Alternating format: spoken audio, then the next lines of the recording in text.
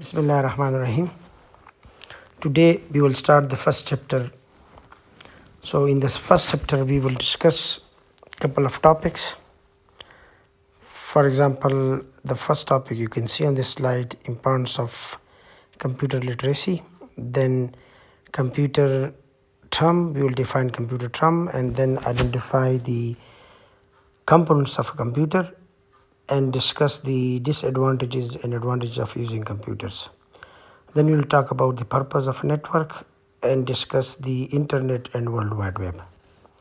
Also, we will differentiate between system software and application software and describe the categories of computer, identify the elements of information system, describe the various types of computer users, and discuss the various computer application in the society, right? So in the next slide we will talk about the world computer literacy, right? So what computer literacy means? So literacy means education, knowledge. So computer literacy means the knowledge and understanding of computers and their uses. So you need to know about the computer and understand the computer and their uses, that how you can use your computer in your daily life, in your studies, in your business, in your job, whatever you're doing. So we will discuss that how computer can be helpful to you. So for that reason we need a computer literacy, right? As you know that computer is everywhere nowadays. Everyone got a smartphone, and smartphone by itself is a computer. So everyone got a computer in their pocket. So they are using computer for different purposes, for communication, for your studies, whatever you can do. So computer is involved in our life. For example, in the university, computers are using. Financial organization, banks are using computers, hospital are using computers, every businesses are using computers.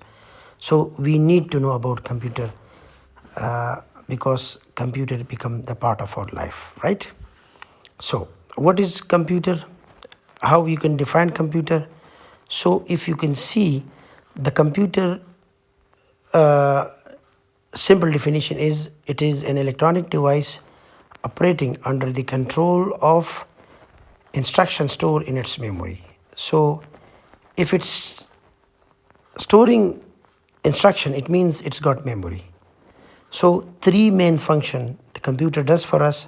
For example, it accepts data, the raw fact, figures and symbols, and then process that raw data into information, and the data is organized in meaningful form and in usable form.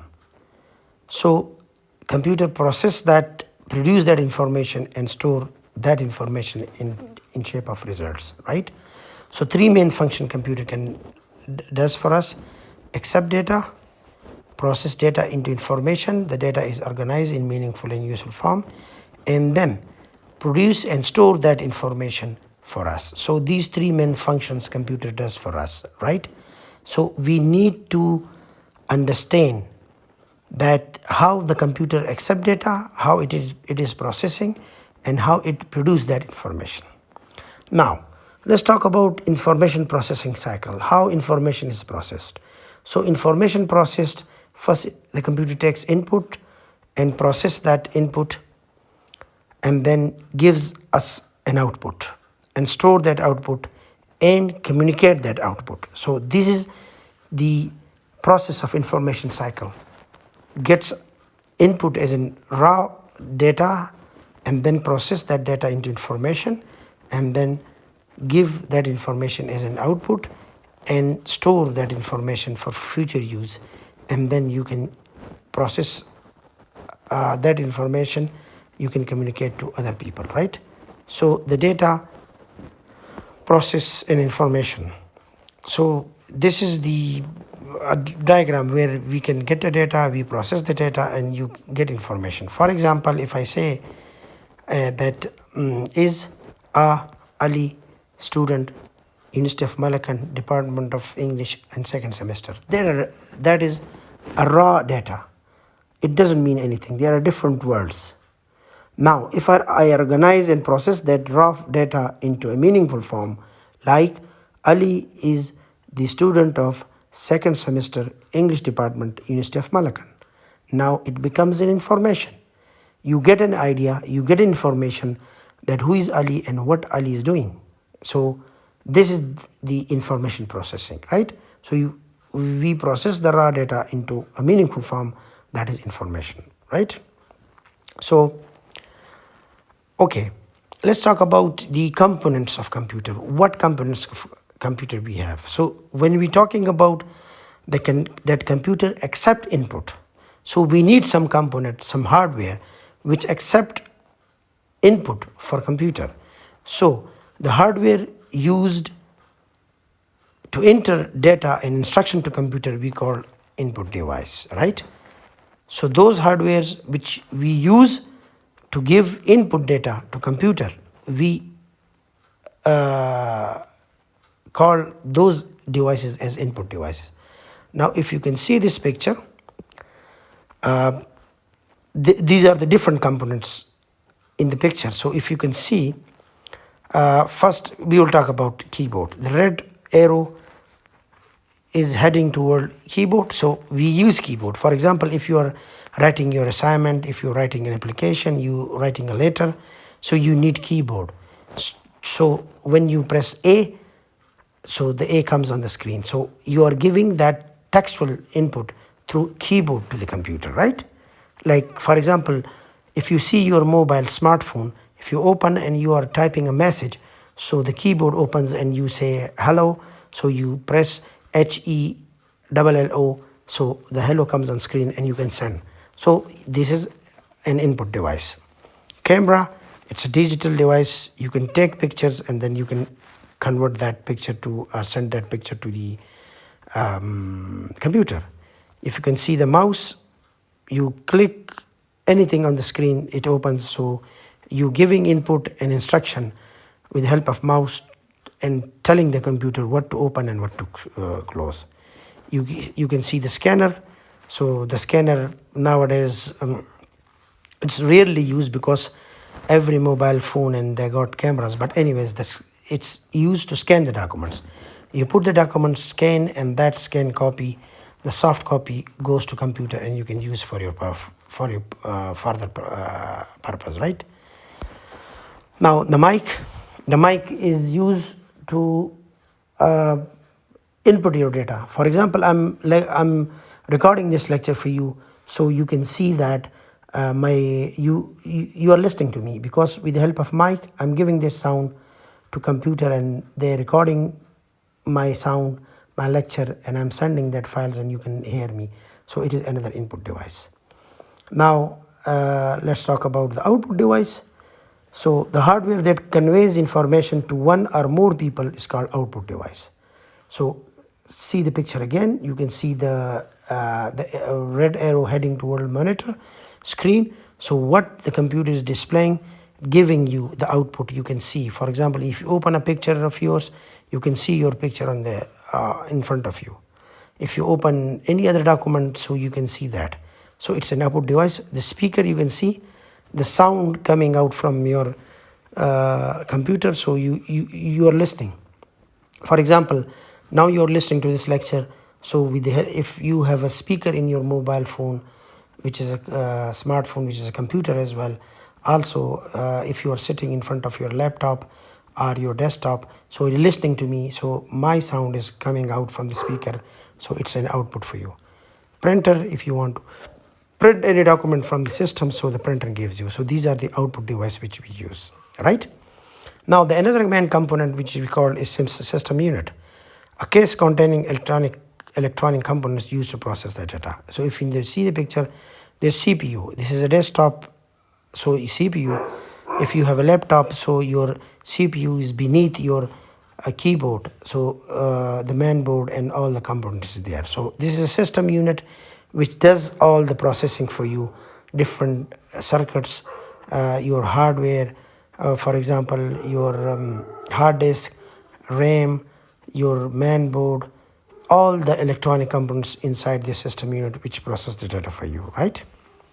Now, what are the two main components on the motherboard? So motherboard is the main thing which is inside the computer, which all the circuits and all the electronics are working on that main board. So the main board got two main parts. One is CPU, which is called a central processing unit, also called a processor, the electronic component that interprets and carries out the basic instruction that operate the computer. So the CPU, the central processing, and we call it also a processor. So when you are buying a laptop, so they tell you that the processor speed is this much, the hard disk size is this much. So it depends upon the processor. If you have a fast processor in your computer, it work fast, it gives you answer fast, it operate very fast. And the memory consists of electronic components that store instruction waiting to be executed and data needed by those instructions, right? So these are the main parts: CPU, processor, and memory. So it depends. For example, if you're buying a smartphone, so you always ask that what is the processor speed and what is the memory. So normally if you are buying a smartphone, so these two main factors depends on the speed and the memory capacity of a system. So similar case with the computer. So these two main components, right? So what is storage? So holds data, instruction, information for future use. For computer got this capability which used to store your data. You work on computer, you store it, you shut down your computer. Tomorrow you again open your computer, your assignment, your dissertation, your thesis, your work is on, you open the file, it opened the work which you saved yesterday, you can start from that point again. So it is the quality of computer that it store data. So storage media are the physical material on which the data, instruction, information are stored, and storage devices record and retrieve items to from a storage medium, right? So you have a storage media which is a physical material which holds the data for you. So let's talk about storage media. So for example, what is storage media?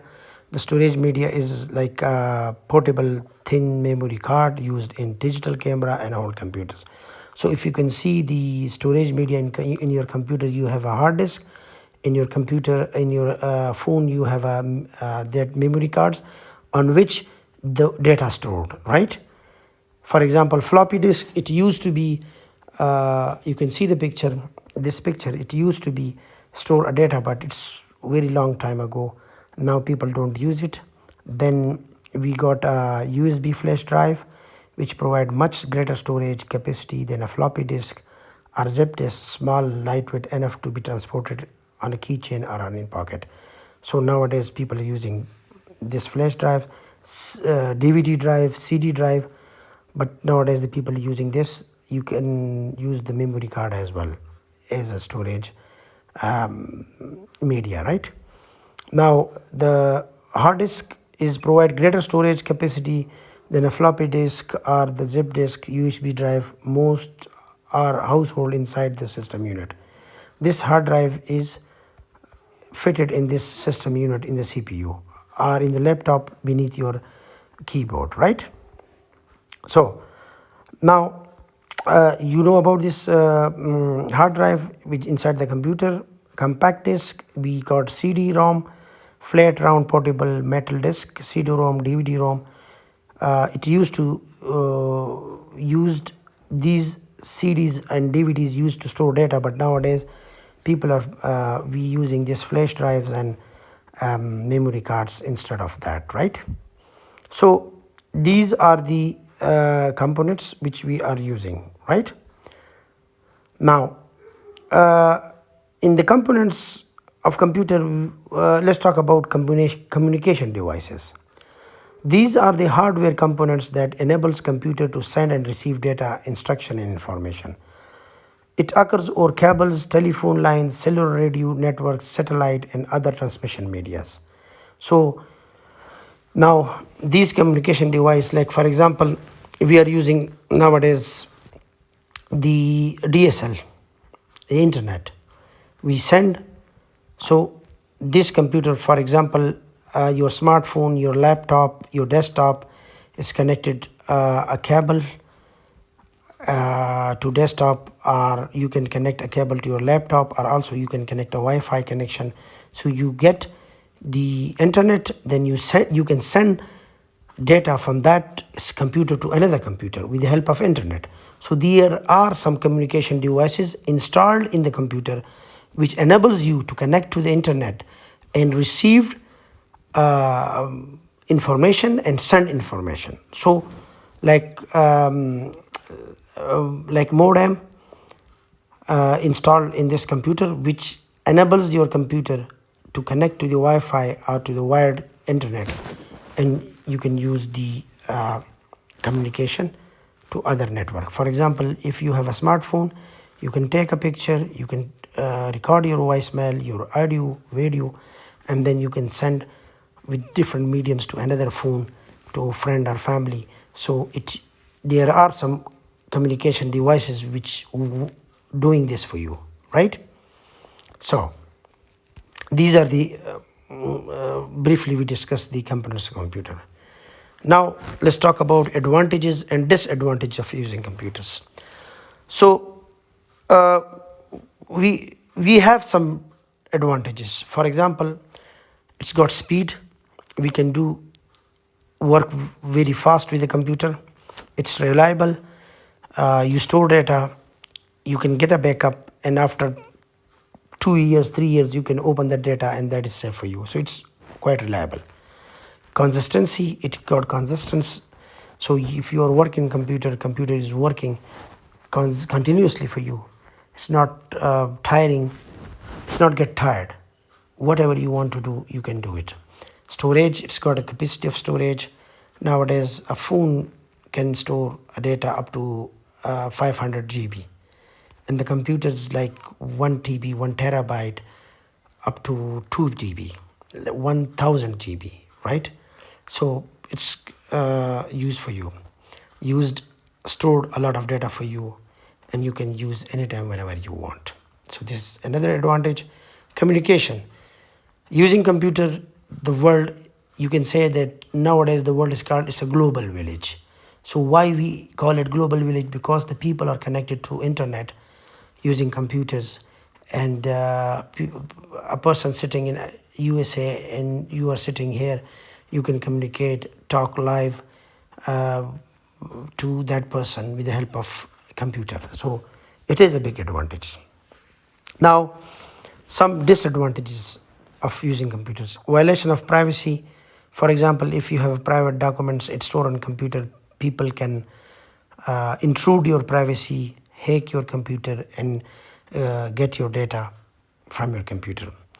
Impact on labor force. For example, people used to work in different organizations. Nowadays when the computer comes, so computer is working of a lot of instead of 10 employees, when computer comes, so the work which is done by 10 people, now only 2 people working that work on computer, which is easy. For example, if you look into our examination system, so 1,000 of student record is there, and when if you want to apply for a degree, so if you go there, put in application, so all the record is in computer, and in seconds your data, they gather your data and give you a degree and give you a DMC, whatever you want, right? So impact of for labor force, it used to be we need a lot of people to do some work, but nowadays we need little people, few peoples, to do same work for you, which is done by many people before, right? So the labor force impact, it's got impact. Health risk, for example, if you're sitting all the day in front of computer, you might get affected your eyesight, and you getting obese all the time sitting on computers, children playing games, and so health problem is there as well. Impact on environment, for example, uh, different computers you are using, so nowadays the people are using computers. So every day the computer is changing their model. So the used models are going to scrap, and so it's creating a pollution in sort of that. For example, in Pakistan it's a poor country, but if you go to abroad, so after every 3 years they not using the computer 3 years old, because they say that it's not safe to use. So after 3 years they just put the computers in the bin. So it's create a lot of pollution as well. So these are the some type of um, you can say disadvantages. So I think it's enough for today. You can check the slides you have already, and I've explained these slides. If you got any problem, you can ask me on WhatsApp. And I hope you have done your attendance on the Google Classroom within the time before the class finishes, and it's very important for you, right? So thank you very much, and wish you all the best. Thank you. See you tomorrow then. Bye. Allah Hafiz.